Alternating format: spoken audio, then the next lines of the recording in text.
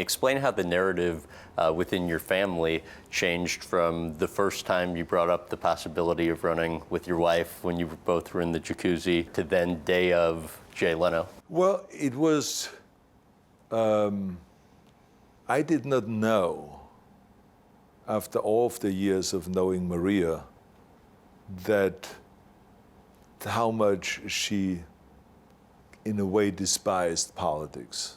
So all of this started unfolding kind of when I told her in a jacuzzi.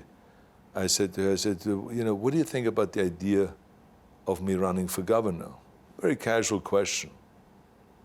And she said, he would look at me like the bottom just fell out.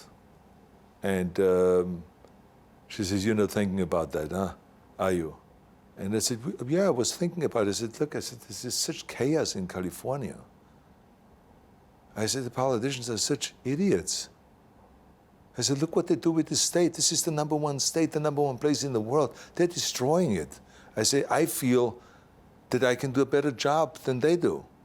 I don't have the experience or anything like this. I said, but I can do a better job than they do. I say, I feel inside me that I have to go and do that. And she just freaked out. And so then I said, well, look, I don't want to cause a scene or anything like this. If it's so upsetting, I just forget about the whole idea. And, so then there was always the idea that Dick Reardon is going to run, and he's going to go and represent the Republican Party.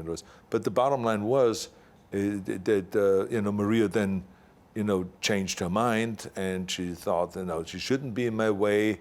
And I remember that morning before I went to the night show, she left a message and says, if you want to run, it's okay. I understand. Here's what you should say if you want to run. And here's what you should say if you don't want to run. And had you really not made up your mind? No. What happened was we had meetings with Dick Reardon about it, and he then all of a sudden, what really tipped it, the whole thing was that Dick Reardon said, I don't have the fire in a belly. I think you should run. So that's when I kind of came back with my thought, and that's when I said to Maria, I said, look, he's not going to run.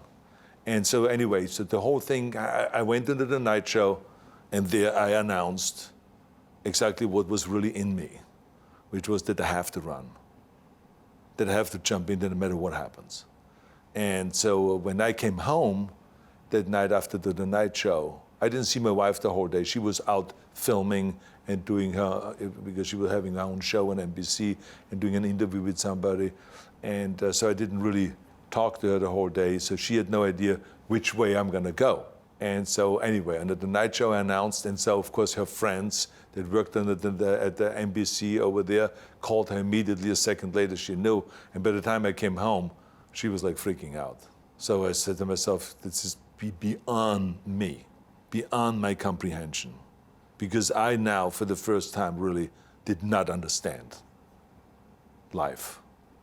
I said, how could someone grow up in a family, in a political family, and not like the idea of their husband running for governor?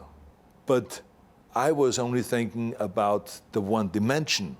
But the other dimension that I did not think about was that she, as a child, was dragged along to all those political campaigns if she wanted it or not.